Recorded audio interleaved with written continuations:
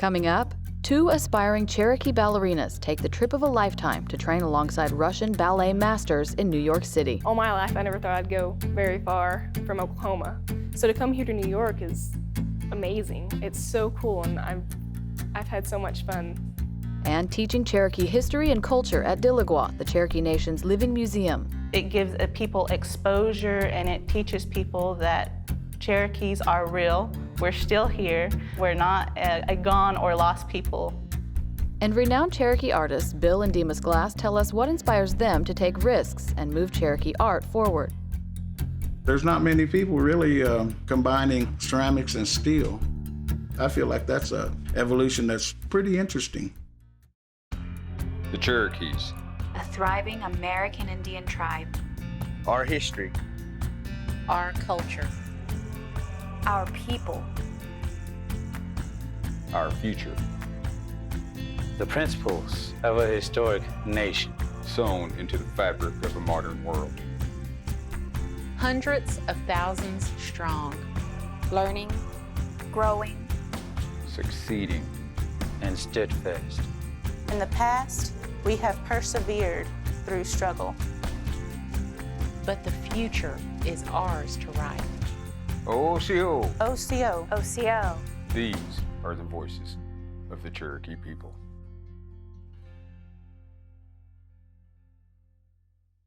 I'm Principal Chief Bill John Baker. Osiyo, and welcome to the Cherokee Nation. We're so proud to share our stories with you. Wado.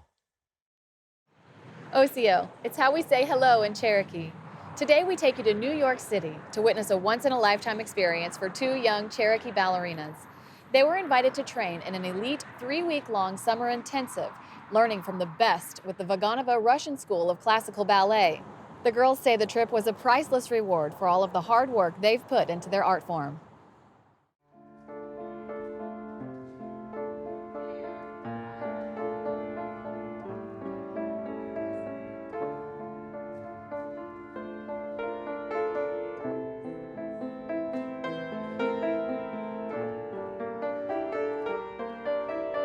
A ballerina is supposed to look like she's elegant. She moves very gracefully.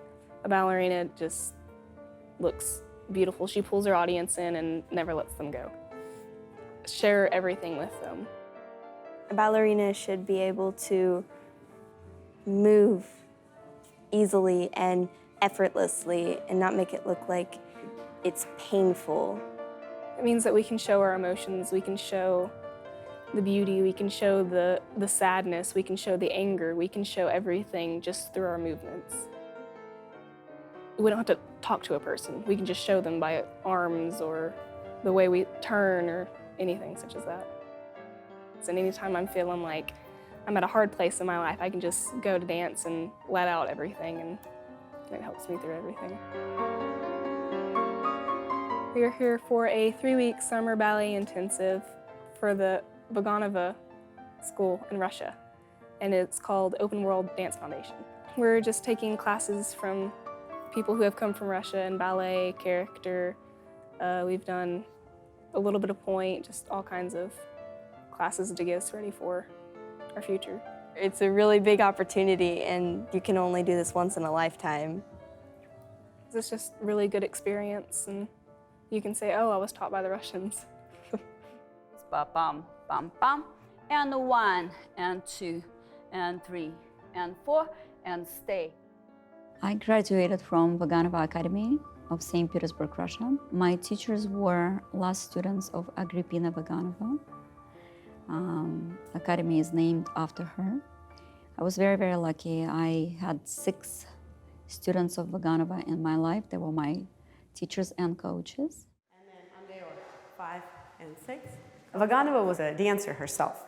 What Vaganova did, while she was raised herself in Cherokee method, and then she studied French, she took the best of both worlds, combined them, and through her own experience as a dancer, came to understand that there are some things that can be left, out in Italian and in French schools, and then combined and brought together her own, what came to be as a Vaganova method.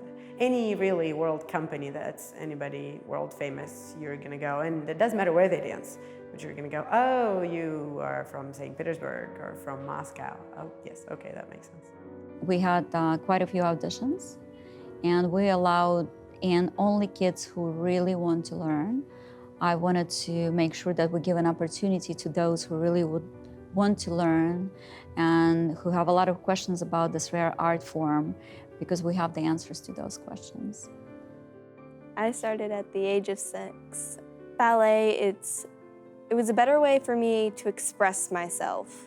And it's a lot of fun because I've made so many friends and I can always go to dance and be with them.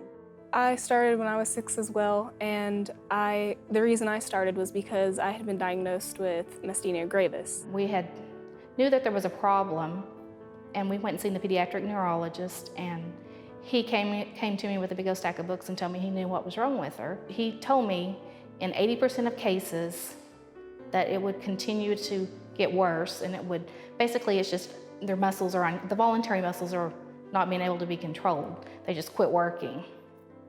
And so I said, what can we do to keep her, to keep these things going? And I said, she's been taking ballet. She wasn't real serious, but he said, continue that. That's kind of how we stumbled into ballet. And she's, I guess what they would say, in remission. She's never had any more symptoms other than those at the very beginning. So we just try to keep her healthy and keep her going. Since I've been here, I've done a lot of walking. I've met some very interesting people, and I've done a lot of amazing things and seen amazing things. All my life, I never thought I'd go very far from Oklahoma. So to come here to New York is amazing. It's so cool, and I've had so much fun. The thing that I most miss about Oklahoma is seeing grass and trees. I'm tired of seeing concrete.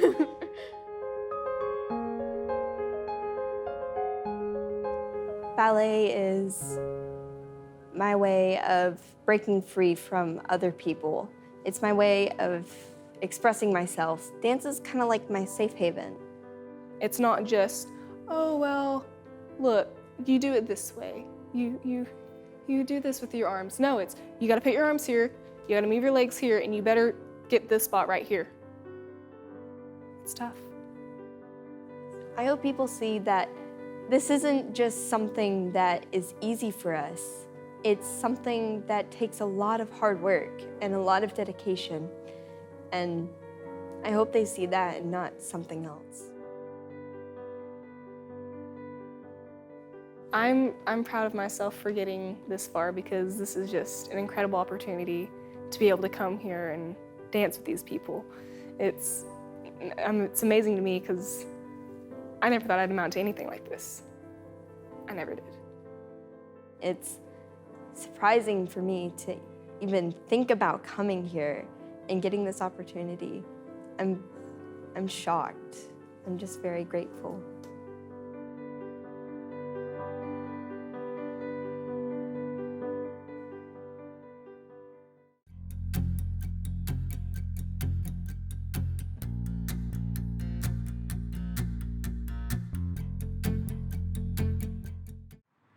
Today, there are more than 500 federally recognized American Indian tribes, each one with its own unique history and culture. For decades, the Cherokee Nation has been teaching our history and culture through a living museum, a historical village on the grounds of the Cherokee Heritage Center, where Cherokees teach the beliefs, heritage, and language of our ancestors. Diligwa is a name that comes from the word Tellico, a principal town in the Cherokees' original homelands in eastern Tennessee. The Cherokee Nation built its first historic village replica in 1967. For someone who's never been to Diligwa, it is a representation of a 1710 southeastern village. And the reason that we chose 1710 is because it is the dawn of the trade era. Grandma worked out here. She started as one of the first managers out in the village, and most of her children came out here and worked with her in the summers as well. So my dad grew up out here, and then of course it ended up being the same thing with me. Once he came out, then I started working with him as well. So it really brought a great family dynamic. It's almost something that's in the blood. If you came back here in the 60s and the 70s, I was in there. I said, me, my mom, my brothers, I said, we worked in that village for a long time, and I enjoyed it. Learning from someone else, the elder of our time, was we were learning off of them. And so we carried it on to our children. In 2013, the old village was replaced with Diligwa, which is based off of archaeological evidence from our original villages.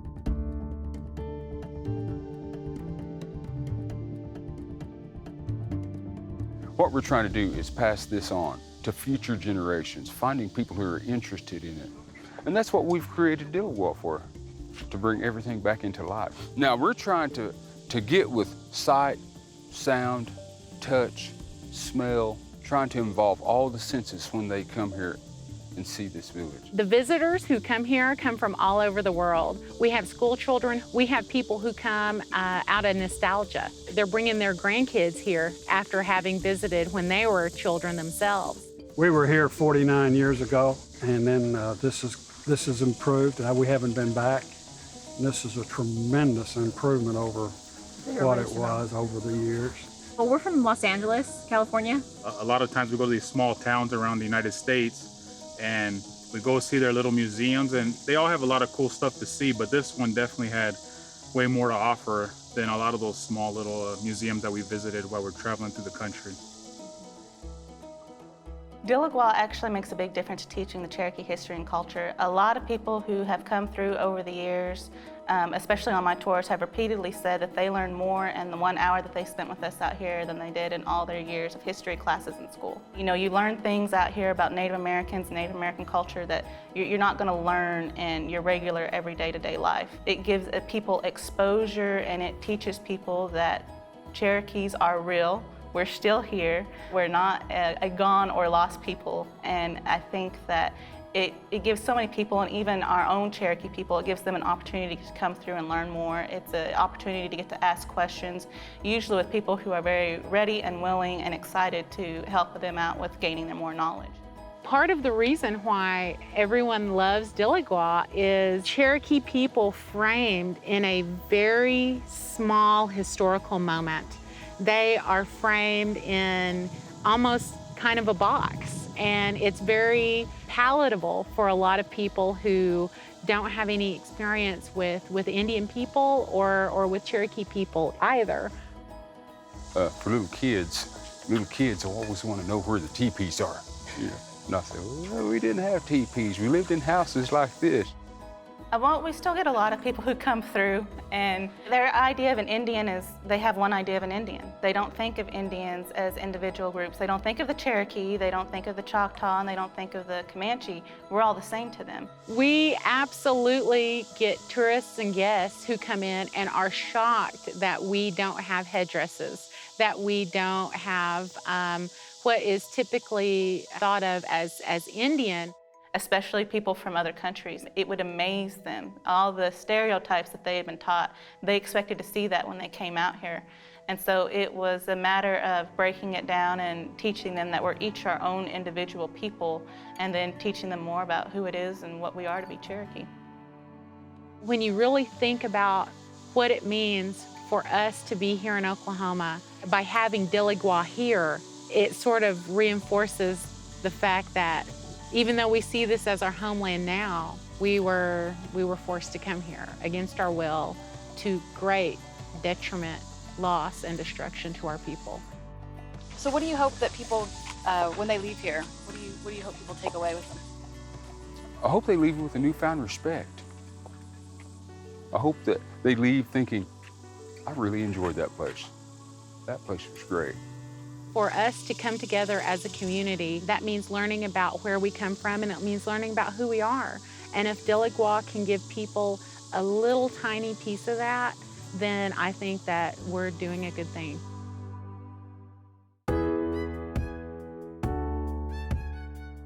Jalagi iniwonihi. Let's talk Cherokee. First phrase in English, what is the weather like? Gado usti, galsti, doidi.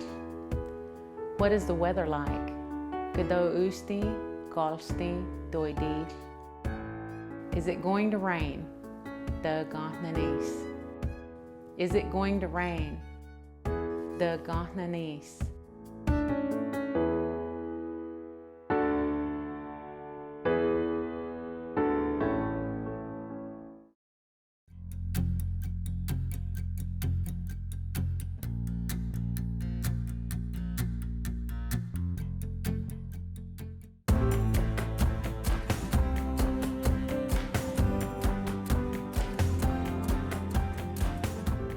It was June 23, 1865. Brigadier General and Cherokee citizen Stand Watie signed a ceasefire agreement from his post in Dokesville in the Choctaw Nation.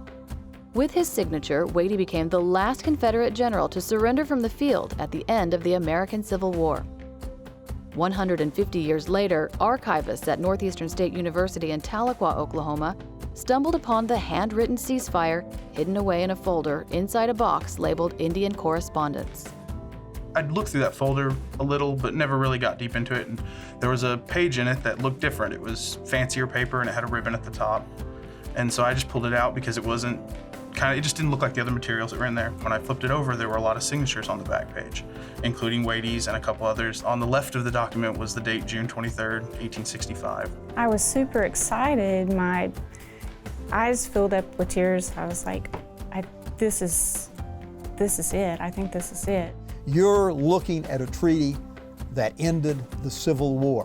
Confederate General Robert E. Lee surrendered to Union forces on March 29, 1865, but historians say the Civil War officially ended for the Cherokee Nation when Watie signed this treaty and his unit of Confederate, Cherokee, Osage, Creek, and Seminole Indians disbanded.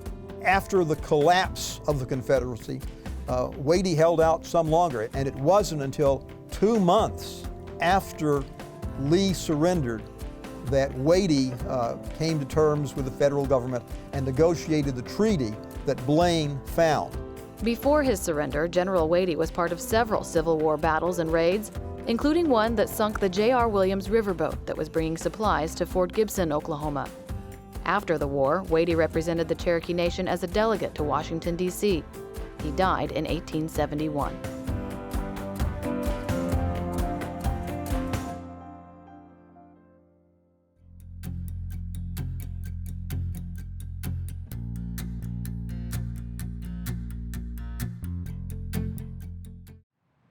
They're a father-son duo bringing Cherokee art to a whole new, unexplored level. Bill and Dimas Glass are both Cherokee National Treasures and renowned artists. They bring two distinctive art forms together for collaborations on a grand scale.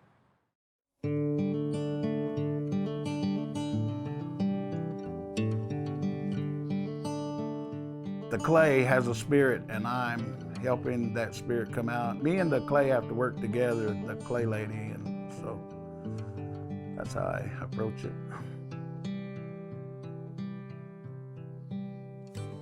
My name is Bill Glass, and I'm a Cherokee contemporary ceramist. A ceramist is anybody that works with clay. I'm a contemporary ceramist because I use various equipment, potter's wheel, electric kilns, but I still combine that with the traditional techniques also. I just use any technique that I can figure out, maybe sometimes invent to try to achieve my vision. I was born in Tahlequah, went to school at Central State, and I made the commitment to be an artist, and I went out to Santa Fe and studied there for 2 years at the Institute of American Indian Arts. And that's when I really pushed myself to learn more about the Southeastern style of artwork. And that's our prehistory. It relates to all of us.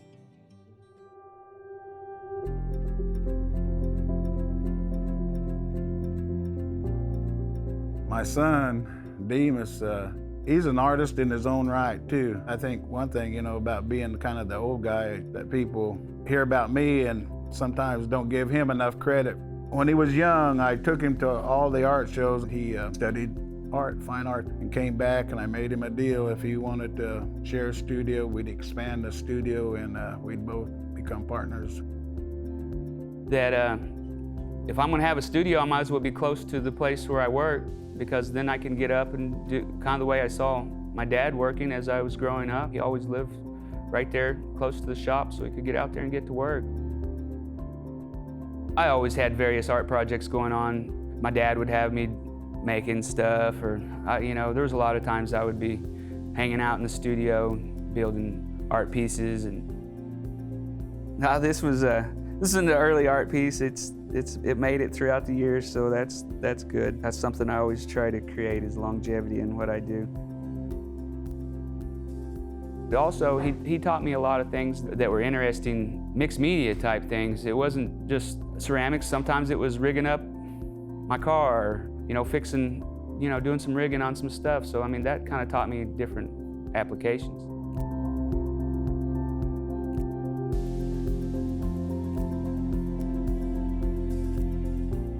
I really enjoy the industrial application of producing Southeast designs. To me, that's getting to be a real contemporary form of how I can get the Southeast designs out there in a contemporary version.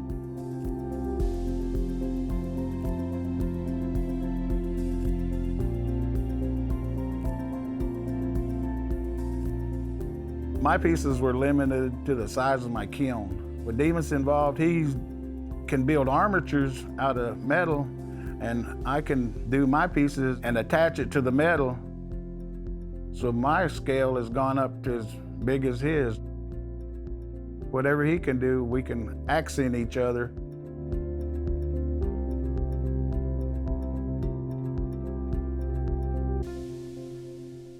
There's not many people really combining ceramics and steel. I feel like that's an evolution that's pretty interesting.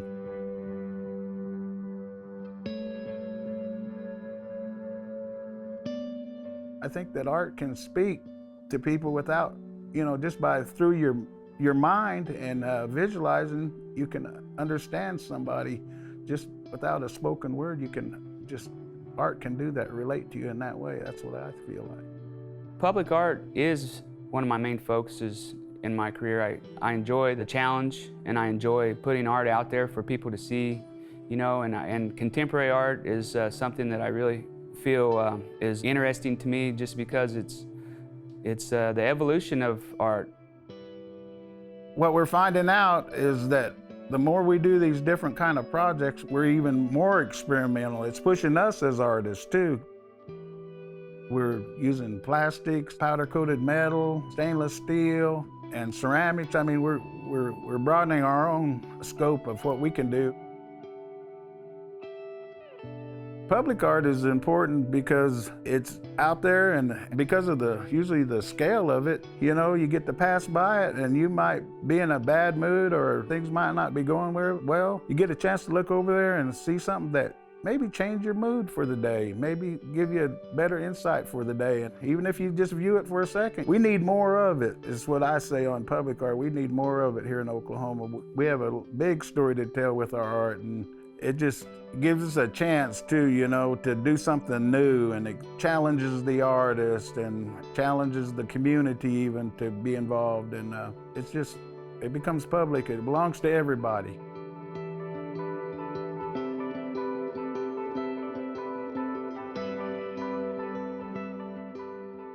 I had some people from Switzerland track me down and come by and to pick up a piece, and I had a towel over it, and when they came in and I pulled that towel off and they started crying, that, you know, that's good. Makes you really happy.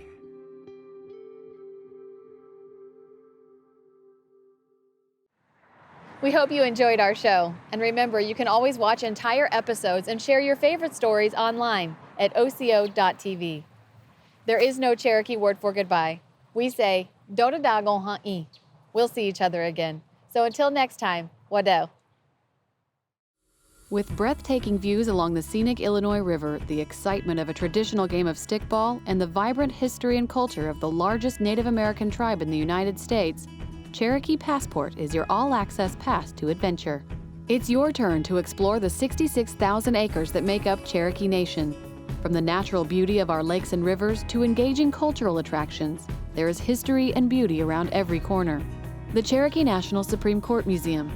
It's the oldest government building in the state of Oklahoma, built in 1844, not long after the Cherokees' forced removal into Indian Territory. Along with the Cherokee National Supreme Court, this historic building housed the printing press of the Cherokee Advocate, the first newspaper in Oklahoma. Today, visitors to the museum learn about the early establishment of Cherokee governance and see firsthand how Oklahoma's oldest newspaper was created. The Cherokee National Prison Museum. Built in 1875, the Cherokee National Prison Museum offers visitors a glimpse into the unique history of Indian Territory. During the tumultuous years of 1875 to 1901, this was the only prison in all of Indian Territory. Today, visitors to the museum learn about infamous outlaws, the wrongfully accused, and can view a replicated 19th century jail cell. The John Ross Museum and Ross Cemetery. The John Ross Museum highlights the life of John Ross, perhaps the most well-known principal chief of the Cherokee Nation. The museum houses exhibits on the Trail of Tears, the Civil War, the Cherokee Golden Age, and about Cherokee Nation's passion for the education of its people since time immemorial. Next to the museum, the historic Ross Cemetery, the burial place of Principal Chief John Ross and his family, numerous high-ranking leaders of the Cherokee Nation, and several survivors of the Trail of Tears. Sequoia's Cabin Museum. Located in Sallisaw, Oklahoma, Sequoia's Cabin Museum was renovated by Cherokee Nation in 2017. Renowned Cherokee statesman and inventor of the Cherokee syllabary, Sequoia built this one-room log cabin in 1829. Surrounded by a lush 10-acre park, visitors to the museum will find relics and documents associated with Sequoia's life and learn more about the revolutionary Cherokee syllabary. The Cherokee Heritage Center. Built in 1967, the Cherokee Heritage Center includes the Cherokee National Museum, where visitors learn the tribe's history from our original homelands in the southeastern United States to present-day Oklahoma. Visitors can also take a living history tour through Diligwa, a traditional Cherokee village set in the year 1710. Also on site, Adams Corner Rural Village, the Cherokee Family Research Center, Cherokee National Archives, and a gift shop. Ready to discover the Cherokee Nation for yourself? Learn more about the Cherokee Passport at visitcherokeenation.com and receive admission to 5 Cherokee Nation museums and more.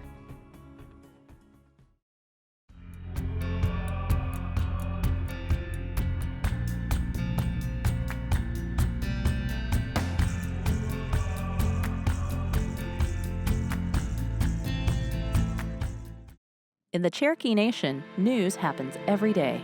Cherokee Nation's economic impact on the state of Oklahoma now exceeds $2 billion. The dollars that are generated here are creating jobs. It benefits everyone. Creating headlines. The new 469,000 square foot health facility is the result of the largest joint venture agreement ever. For the people of the Cherokee Nation, and will impact them for generations to come.